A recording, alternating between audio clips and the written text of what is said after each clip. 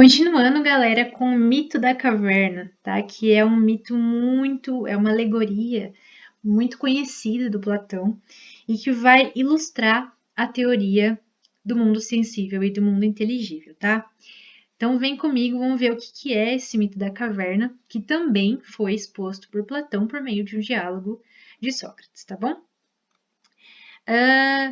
Imagine uma caverna, tá? Essa é a caverna, em que prisioneiros vivem nela desde o início das suas vidas, tá?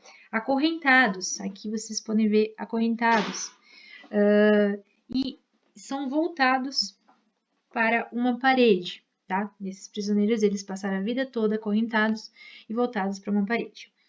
Nessa parede, há formas, sombras, que passam por ela, silhuetas, de objetos e pessoas que eles não conseguem ver, tá? A única coisa que eles conseguem ver aqui são sombras, silhuetas e ecos, tá? E eles não conseguem ver essas pessoas, esses objetos que passam por trás deles. E esses objetos, essas pessoas estão interpostos entre eles, os prisioneiros, e uma fogueira que reproduz essa sombra, certo? Então, tudo que esses prisioneiros sabem na vida deles é baseada nessas sombras, tá?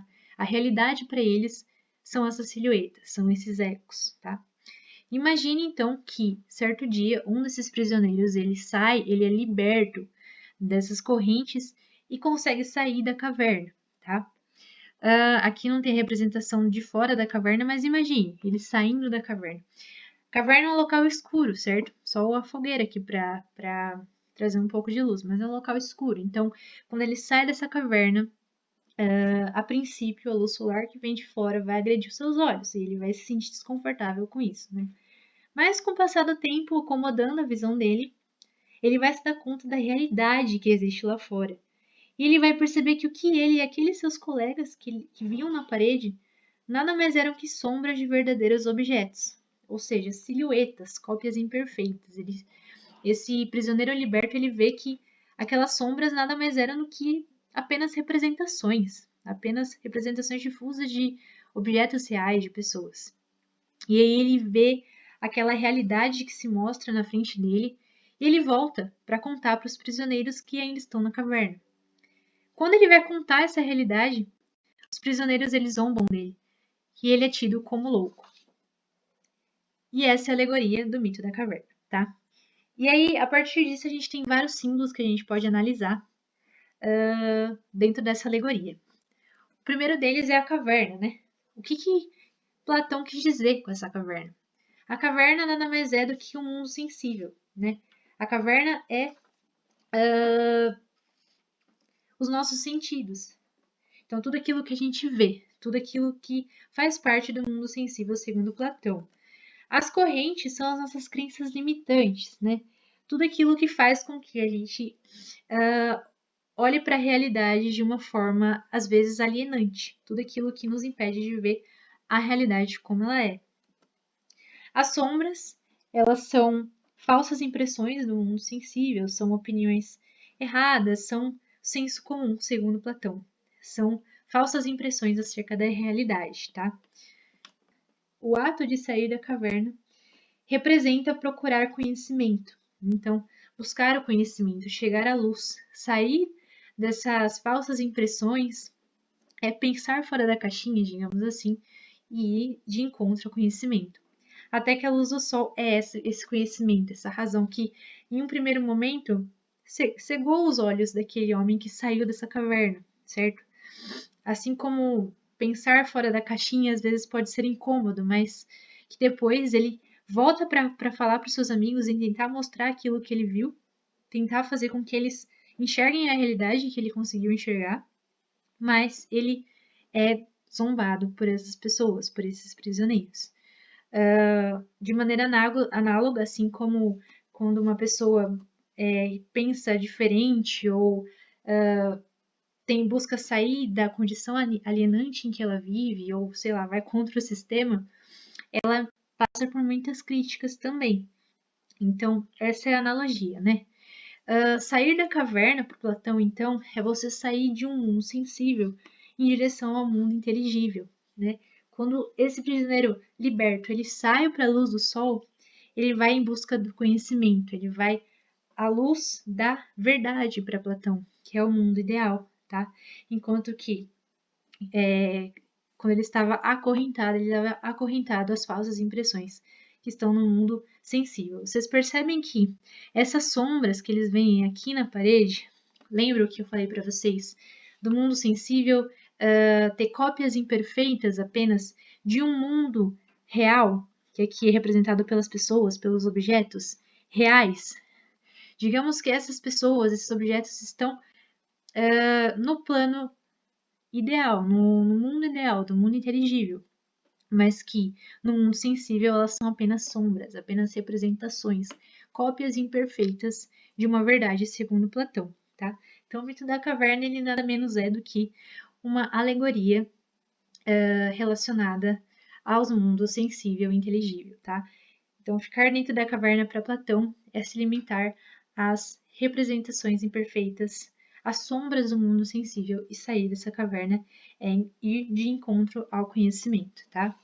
Então, o da caverna é bem famoso. Eu trouxe também esse meme aqui para vocês, tá? É uma comparação de Platão e a trilogia Matrix, que é uma série de filmes dos anos 90, tá? Nesse filme, a gente tem o Neo, que é esse cara aqui, e todos vivem, na verdade, em uma realidade virtual, uma realidade chamada Matrix, que é comandada por máquinas, né? Até que a Trinity e o Morpheu, se não me engano, eles vão trazer à luz essa verdade de que a Matrix nada mais é do que uma manipulação da realidade, digamos assim. E o Neo passa por uma série de reflexões, enfim, será que a Matrix é realmente a verdade? Então, a Matrix ela é meio que um mundo sensível e é apenas uma representação da verdade, ou seja, do mundo inteligível. E eu achei da hora essa comparação aí. Quem já assistiu, acho que vai fazer uma analogia melhor aí dessa teoria. Mas, por fim, gente, depois de tudo isso, a gente tem que pensar que Platão ele vai defender uma teoria chamada de teoria da reminiscência, tá? Reminiscência é lembrança, recordação, tá? Lembrar de alguma coisa. Ele disse que quando a gente passa do mundo inteligível para o mundo sensível, a gente passa por uma espécie de amnésia, ou seja, de esquecimento, tá? Então, a gente sabia da verdade, digamos assim, o mundo inteligível, mas ao passar para o mundo sensível, a gente passa por esse processo de esquecimento. E a gente lembra dessa verdade? Sim, nós relembramos desses conhecimentos por meio do exercício da razão, tá? Então, quando a gente passa do mundo inteligível para o mundo sensível, a gente esquece dessas verdades, mas a gente consegue relembrar por meio do exercício da razão. E é por isso que frisem também essa palavrinha, tá? Platão ele é muito ligado, intrinsecamente ligado ao inatismo, tá? O que é o inatismo? Ideias inatas são aquelas que já nascem com a gente. Então, o inatismo ele fala que nós nascemos com essas ideias, tá? A gente nasce com essas ideias e por meio do exercício da razão, da reflexão e do questionamento, o exercício da filosofia, a gente relembra esses conhecimentos, tá? O inatismo mais tarde a gente vai ver que vai se chocar com o empirismo, que diz que o conhecimento vem do mundo sensível, ou seja, do mundo natural, daquilo que a gente vê, daquilo que a gente experiencia, né? Daquilo que a gente experimenta. E daí que vai vir o conhecimento. Mas Platão diz, não, o conhecimento está dentro de nós e a gente precisa relembrar disso, né? E aí eu recordo de um diálogo que eu falei que eu mostrei para vocês, que eu comentei com vocês na aula passada e deixei inclusive no texto complementar da aula de Sócrates, que é o diálogo do Sócrates com um escravo, em que, por meio desse diálogo, por meio do método dialético, esse escravo ele deduz o teorema de Pitágoras sem antes ter tido nenhuma instrução em matemática. Então, com isso, o Sócrates ele prova, né, de que aquele escravo, ele apenas se lembrou de um conhecimento que já estava dentro dele. Esse diálogo, na verdade, gente, ele é muito bom para a aula de Platão, né? Porque por conta dessa teoria da reminiscência. Só que é difícil da gente falar o que é Platão, o que é Sócrates, porque as duas filosofias às vezes estão muito juntas, né?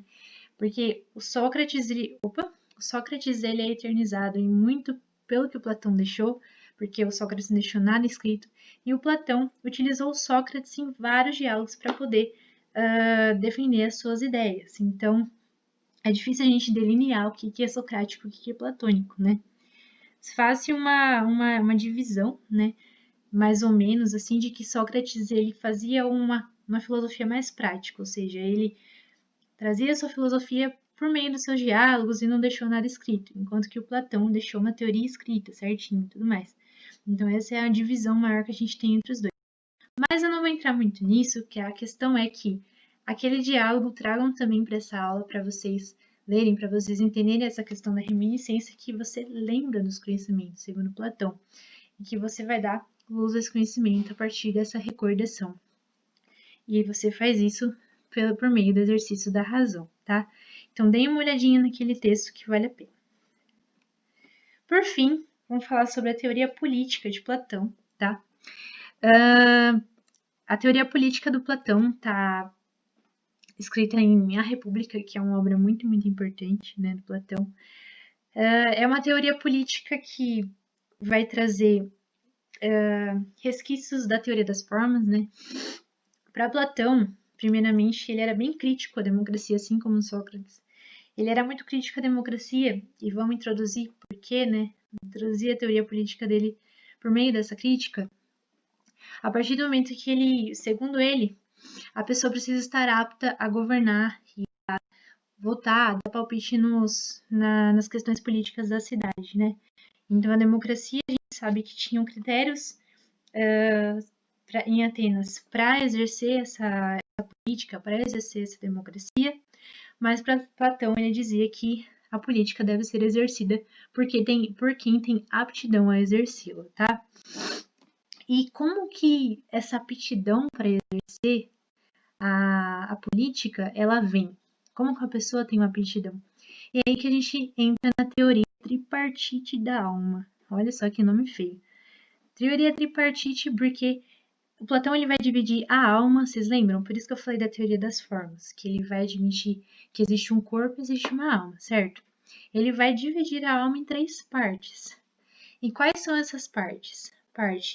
A alma irascível, a alma concupiscível ou apetitiva e a alma racional. Calma que a gente vai ver uma por uma. A primeira alma, irascível, ela está intimamente ligada aos sentimentos.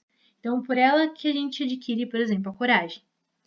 A alma concupiscível, na alma concupiscível se predominam a busca pela sobrevivência, a satisfação de desejos, de apetites, na alma concupiscível, por isso que é a alma apetitiva também.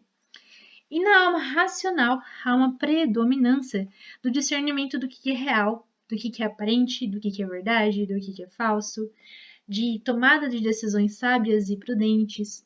Então, isso está, segundo Platão, na alma racional. E é por isso que ele vai destacar essa alma racional. Ele é uma das almas, assim, que poucos têm, assim como poucos podem realmente governar a polis e tem essa aptidão para governar a polis, né? Então é para poucos. E quem que pode governar essa polis? É justamente quem tem essa alma racional.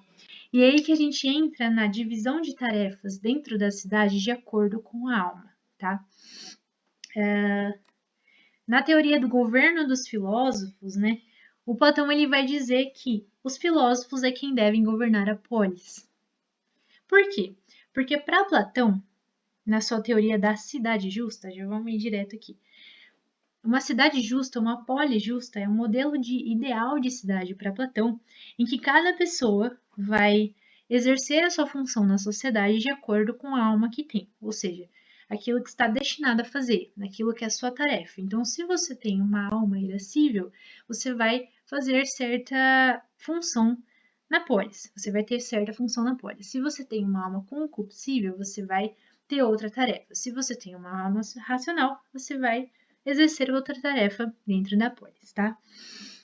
Então vamos lá. Quem tem uma alma irascível, para Platão, ou seja, lembra aí, a alma irascível é aquela que predominam os sentimentos.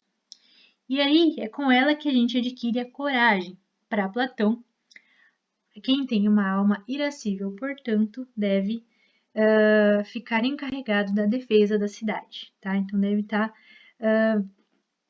no exército, são os guerreiros que possuem uma alma irascível. Então, quem tem uma alma irascível relacionada aos sentimentos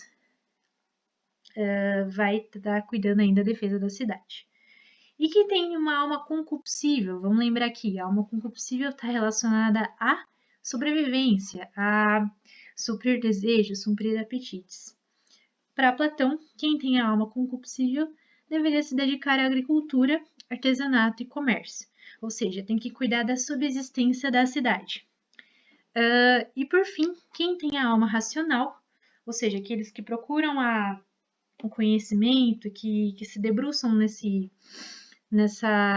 na busca do conhecimento, aqueles que têm uma alma racional segundo Platão, são aqueles que deveriam governar, certo? Porque eles têm mais aptidão para tomar decisões mais justas e não tomadas por paixões ou interesses pessoais, segundo Platão, tá?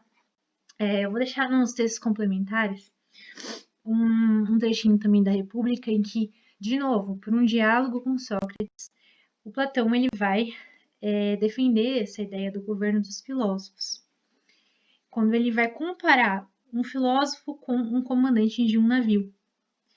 Por exemplo, o navio ele está lá no meio de uma tempestade. Quem que vai ter mais aptidão para lidar com isso, para saber o que fazer? Uma pessoa que estudou as habilidades marítimas, certo? Aquela pessoa que se debruçou sobre esse conhecimento e tudo mais. A partir daí, então, da mesma forma, quem deve governar a polis, tomar decisões justas e resolver problemas, enfim, dentro da polis, aquele que se debruçou nos conhecimentos, ou seja, os filósofos, segundo Platão. Por isso que os filósofos deveriam governar, porque eles têm essa aptidão, têm esse conhecimento, buscaram esse conhecimento. É um modelo mais aristocrático, ou seja, ele realmente achava que o poder deve estar na mão de poucas pessoas que têm essa aptidão e não dessa forma ele era crítico à democracia, porque ele achava que o governo era para poucos, né? E por isso que Platão também tinha uma visão assim de que a própria desigualdade é algo justo para Platão, porque ele achava que somos indivíduos diferentes e que indivíduos diferentes devem ter tratamentos, enfim, funções diferentes dentro de uma sociedade. Isso é o que ele pensava, tá? Então essa era a visão do Platão acerca de uma cidade justa, aquela cidade em que cada pessoa exerce aquela função que lhe é destinada, de acordo com a sua alma, ok? E a partir daí, quem deve governar a polis são os filósofos.